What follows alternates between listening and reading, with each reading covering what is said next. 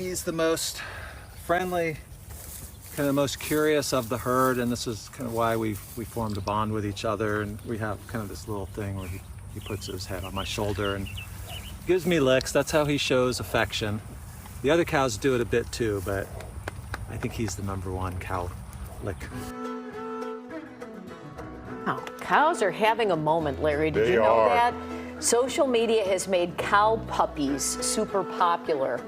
Those are miniature cows that people are getting as pets, including Greg Burns. He's a neuroscientist who moved to a farm and started studying cows during the pandemic and has since discovered a lot of surprising information about them. Yeah, he shares it all in a new book, Cow Puppy, An Unexpected Friendship and a Scientist's Journey into the Secret World of Cows. Hello, Greg. Hey, how you doing? Hey, what's going on with cows that they're trying to keep a secret? Oh, well, their secret is that they're smarter and more emotional than we all think. How do you know that? Do you do a little MRI on the cow, or how's that work?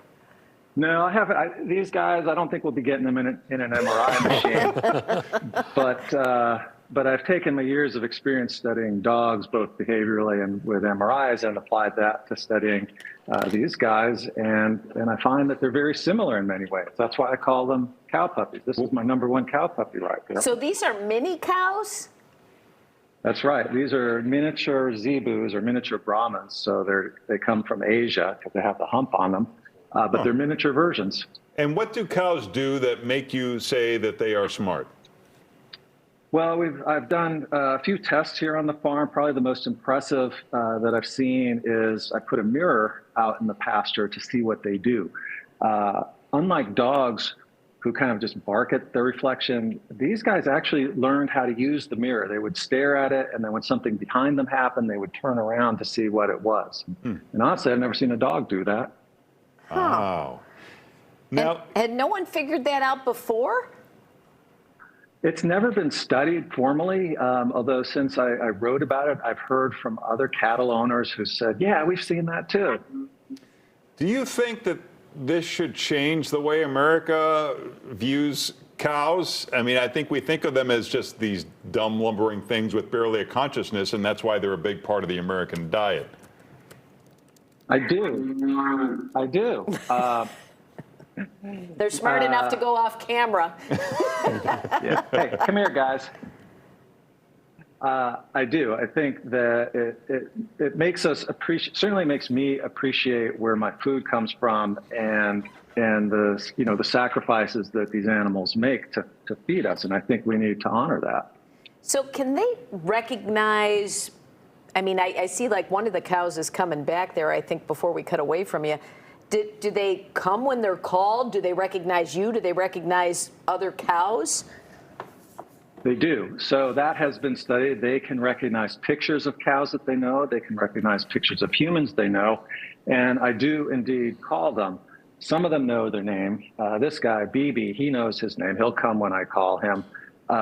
One of the techniques I use to call them up from the pasture when they're far away is I play music for them through a speaker. They're trained to come to music. Wow. Is there a reason a neuroscientist sets up shop on a farm? Did you just have got sick of the whole neuroscience world or something? Well, I'm still in the neuroscience world. At least I have one foot or one boot in it now. No, it was a pandemic era move out to the country, desire to live more sustainably and learn how to live off the land and include animals in that venture. Huh. What do you say if people want, I think I'd like to get a mini cow. Maybe I can keep it in my apartment building or something. How are they as pets if you're not on a farm? If you're not on a farm, I don't advise having a pet cow. They eat grass primarily, so you do need space to keep them outside. And they're also very social animals, so they really need to be around other cows too. So you can't really just have one or one by himself. Well, you've had that gator in your bathtub for years, Larry. Yeah. I was just thinking maybe you could add to the collection. Yeah. Do you has this encouraged you to? Has this inspired you to encourage people to stop eating meat? I don't. I think what it says is let's be more mindful of what we eat. and understand where it comes from and how the animals are treated. I think that's probably the most important and first thing to do. Well, it's fascinating. The book is Cow Puppy, An Unexpected Friendship and a Scientist's Journey into the Secret World of Cows. You can follow Greg on the socials. Thanks for being with us. Thank you. Thank you.